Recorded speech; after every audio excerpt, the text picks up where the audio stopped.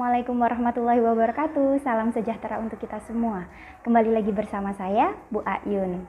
Nah, sebelum saya melanjutkan penjelasan tentang materi biologi, sekarang coba kalian perhatikan di sekitar rumah kalian. Ada tumbuhan kan pastinya? Coba kalian perhatikan macam-macam tumbuhan di sekitar rumah kalian. Ada tanaman hias misalnya, atau mungkin di situ ada pohon pisang. Atau mungkin ada pohon kelapa, ada mangga, atau mungkin di rumah kalian ada hewan ternak, ada ayam, ada kucing mungkin. Nah, kira-kira ayam yang pernah kalian ketahui sama nggak satu sama lain? Berbeda kan? Macam-macam kan pastinya. Kucing juga seperti itu. Bentuknya, warnanya itu juga macam-macam. Nah, tumbuhan yang bermacam-macam jenisnya, kemudian hewan ternak atau hewan peliharaan yang bermacam-macam itu menunjukkan adanya keanekaragaman hayati. Nah, di video ini Bu Ayun akan menjelaskan tentang keanekaragaman hayati. Oke, selanjutnya pengertian tentang keanekaragaman hayati. Apa sih keanekaragaman hayati itu? Jadi keanekaragaman hayati itu adalah keanekaragaman yang ditunjukkan dengan adanya variasi makhluk hidup yang meliputi bentuk, tampilan, jumlah, serta ciri lain. Nah, jadi macam-macam tumbuhan yang ada di sekitar rumah kalian, macam-macam hewan yang ada di sekitar rumah kalian atau di tetangga kalian, itu menunjukkan adanya keanekaragaman hayati. Nah, sekarang keanekaragaman hayati sendiri itu ada berapa macam? Ada 3 macam. Yang pertama, keanekaragaman hayati tingkat gen. Yang kedua, keanekaragaman hayati tingkat jenis. Dan yang ketiga, keanekaragaman hayati tingkat ekosistem. Nah, keanekaragaman hayati tingkat gen yang pertama. Perlu diketahui anak-anak, jadi masing-masing individu atau seluruh individu atau seluruh organisme di atas bumi ini itu memiliki gen yang berbeda. Jadi saya dengan kalian atau kalian dengan keluarga kalian itu memiliki gen yang berbeda meskipun kalian bersaudara atau dengan ibu kalian, meskipun itu adalah orang tua kalian. Jadi kalian dengan orang lain atau dengan saudara kalian, dengan orang tua kalian itu memiliki gen yang berbeda. Lalu yang kembar gimana, Bu? Nah, orang kembar pun itu juga memiliki gen yang berbeda. Nah, sekarang apa keanekaragaman hayati tingkat gen itu? Nah, jadi keanekaragaman yang terjadi karena adanya variasi pada gen dalam satu spesies. Nah, kita manusia itu kan spesies yang sama ya, sama-sama manusianya. Tapi di sini kita berbeda. Kenapa? Yaitu tadi karena gennya berbeda. Contoh lain misalnya variasi pada jenis ayam. Nah, di sini ada contoh variasi pada jenis ayam. Jadi ayamnya sama-sama ayam, tapi kan beda-beda ayamnya. Seperti di sini ada ayam Bali, ada ayam Banten, ada ayam Sumatera, ada ayam Bangkalan, dan lain-lain. Selain itu misalnya sesama ayam Sumatera pasti juga bervariasi. Entah itu warnanya, ya kan, warna bulunya itu juga pasti bervariasi. Nah, itu menunjukkan adanya keanekaragaman tingkat gen. Oke, selanjutnya keanekaragaman tingkat jenis. Apa itu keanekaragaman tingkat jenis? Keanekaragaman yang terdapat pada berbagai jenis atau spesies makhluk hidup dalam genus atau famili yang sama. Misalnya keanekaragaman pada famili Palmae. Nah, jadi kalau tadi keanekaragaman tingkat gen itu keanekaragaman pada satu spesies atau satu jenis atau jenis yang sama. Nah, kalau keanekaragaman tingkat jenis itu antar spesies atau antar jenis yang memiliki genus atau famili yang sama. Biasanya nama latinnya itu nama depannya yang sama, memiliki nama atau kata depan yang sama. Kemudian contoh lain di sini ada keluarga kucing-kucingan. Di sini ada kucing, ada harimau, ada singa, ada macan tutul. Nah, mereka semua ini merupakan salah satu contoh dari keanekaragaman tingkat jenis. Namanya ada yang Panthera leo, Panthera tigris, dan lain-lain. Nah, jadi nama depannya atau kata depannya itu sama-sama panteranya. Nah, berarti di sini menunjukkan adanya keanekaragaman tingkat jenis. Selanjutnya, keanekaragaman tingkat ekosistem. Nah, keanekaragaman tingkat ekosistem itu keanekaragaman yang terjadi karena adanya perbedaan letak geografis. Nah, perbedaan letak geografis ini menyebabkan atau pasti terjadi perbedaan iklim sehingga menyebabkan macam-macam jenis makhluk hidup yang tinggal di dalamnya atau yang tinggal di sana seperti itu. Nah, misalnya di sini ada tundra, ada gurun laut dan hutan hujan tropis.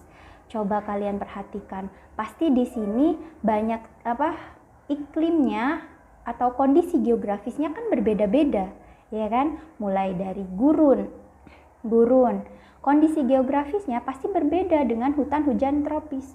Begitu juga dengan tundra, apalagi dengan laut, seperti itu. Oke, selanjutnya keanekaragaman hayati di Indonesia. Oke, coba kalian perhatikan. Di Indonesia sendiri itu banyak sekali macam-macam flora dan fauna yang hidup di Indonesia. Oke, coba kalian perhatikan di sini. Di sini ada peta Indonesia yang dibagi menjadi 3 bagian. Oke. Oleh garis Willis dan garis Weber ya. Jadi dibagi menjadi 3 bagian. Sebelah barat itu merupakan daerah oriental. Kemudian sebelah barat itu daerah oriental atau daerah Asiatis. Di sebelah tengah itu daerah peralihan, sedangkan sebelah timur itu adalah daerah Australian. Nah, jadi persebaran fauna di Indonesia itu dibagi menjadi 3 bagian. Ada oriental, Australian, dan peralihan. Nah, sekarang yang pertama daerah oriental. Daerah oriental itu meliputi Pulau Jawa, Bali, Sumatera, dan Kalimantan. Nah, di sana itu banyak mamalia berukuran besar. Terdapat berbagai jenis kera. Kemudian terdapat burung-burung berwarna kurang menarik tapi bersuara merdu. Nah, jadi burung-burung di daerah oriental di sini warnanya itu tidak mencolok. Jadi tidak gonjreng gitu. Tapi memiliki suara yang merdu. Kemudian terdapat berbagai jenis ikan tawar. Nah, di sini contoh fauna daerah oriental itu apa aja? Ada orangutan, kemudian harimau, dan ada jalak Bali. Nah, kemudian selanjutnya, ada contoh lagi, misalkan gajah. Gajah itu kan merupakan mamalia yang berukuran besar. Nah, itu merupakan fauna daerah oriental.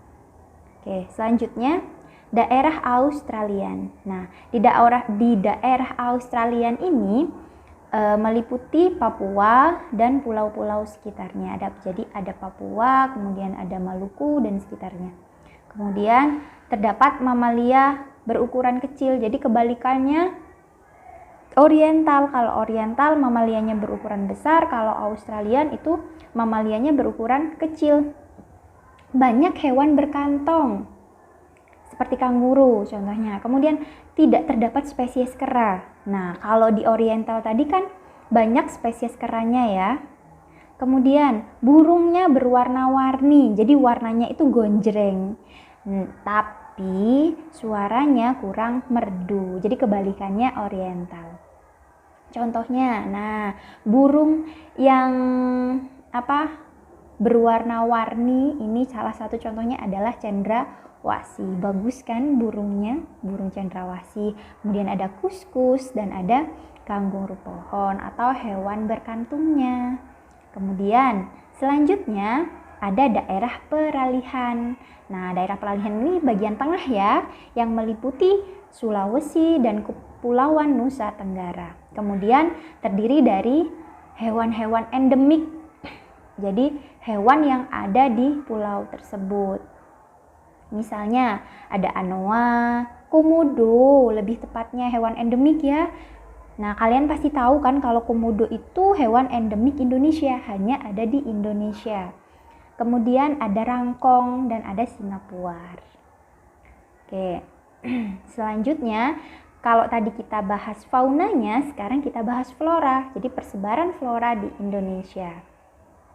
Flora di Indonesia tercakup dalam kawasan Malaysiana yang terdiri atas Indonesia, Filipina, Malaysia, Kepulauan Solomon, dan Papua Nugini. Kemudian persebaran flora di Indonesia itu tidak merata. Jadi tidak seperti fauna tadi ya. Hutan hujan tropis di Kalimantan mempunyai keanekaragaman tumbuhan paling tinggi di Indonesia. Kemudian untuk daerah Jawa, Sulawesi, Maluku, dan Kepulauan Sunda memiliki keanekaragaman tumbuhan yang paling sedikit. Jadi paling banyak keanekaragaman tumbuhan atau flora itu ada di Kalimantan. Karena di sana ada hutan hujan tropis. Oke. Nah, ini merupakan karakteristik flora di Indonesia. Nah, jadi dibagi menjadi dua, ada bagian atau daerah barat dan ada daerah timur. Untuk daerah barat itu yang pertama, banyak jenis meranti-merantian. Nah, kalau di daerah timur seperti di daerah Papua itu jenis meranti-merantiannya sedikit. Jadi daerah barat ini Sumatera, Kalimantan, Jawa itu masuk ke daerah barat ya, sedangkan Maluku, Papua Nugini itu masuk ke timur.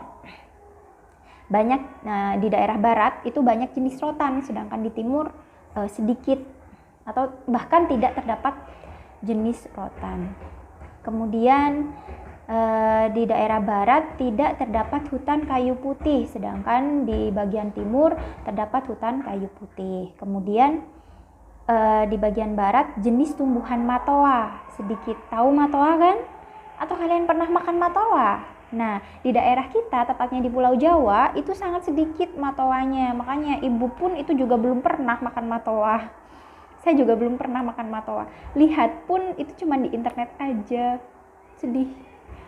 Kemudian kalau di bagian timur itu banyak jenis matoanya.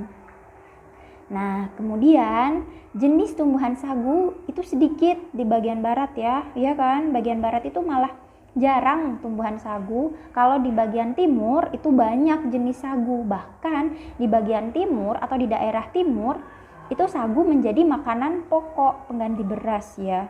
Kemudian selanjutnya terdapat berbagai jenis nangka. Kalau di timur itu hanya sedikit jenis nangkanya. Selanjutnya, manfaat dan nilai keanekaragaman hayati. Nah, jadi adanya keanekaragaman hayati ini bermanfaat. Jadi ada beberapa manfaatnya. Yang pertama, sebagai sumber plasma nutfah. Kemudian sebagai sumber pangan, sandang, papan, dan kesehatan. Ketiga, mempertahankan keberlanjutan ekosistem. Kemudian yang keempat, sebagai lahan penelitian dan pengembangan ilmu pengetahuan. Sebagai sumber pendapatan atau devisa. Kemudian sebagai tempat rekreasi. Selanjutnya, aktivitas manusia yang mempengaruhi keanekaragaman hayati. Nah, jadi aktivitas kita itu juga akan mempengaruhi keanekaragaman hayati. Nah, jadi ada yang menurunkan keanekaragaman hayati. Apa aja sih? Aktivitas apa aja yang bisa menurunkan keanekaragaman hayati? Yang pertama, perusakan habitat. Nah, banyak sekali ya sekarang itu para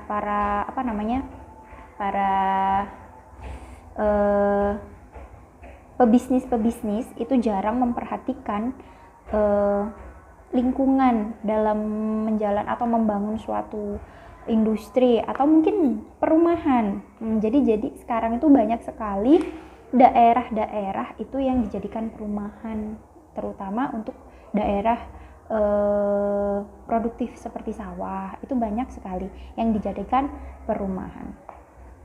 Kemudian penggunaan bahan kimia secara berlebihan, adanya pertanian monokultur, pencemaran lingkungan dari limbah pabrik atau rumah tangga.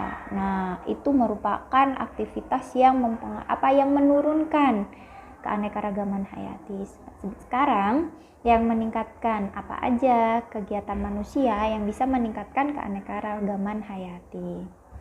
Yang pertama ada pemuliaan tanaman atau pemuliaan suatu spesies, kemudian reboisasi, penghijauan, pembuatan taman-taman kota. Nah, sekarang banyak kan di kota itu dibuat taman-taman, ya kan? Banyak sekali kan sekarang taman-taman kota.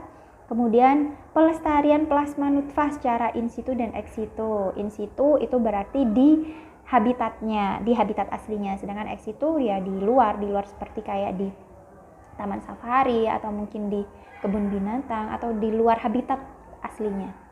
Kemudian penebangan pohon di hutan dengan menerapkan sistem tebang, pilih, dan tanam kembali. Jadi yang ditebang itu yang dipilih yang kira-kira usianya sudah cukup untuk ditebang, dan kemudian setelah ditebang itu ditanam kembali.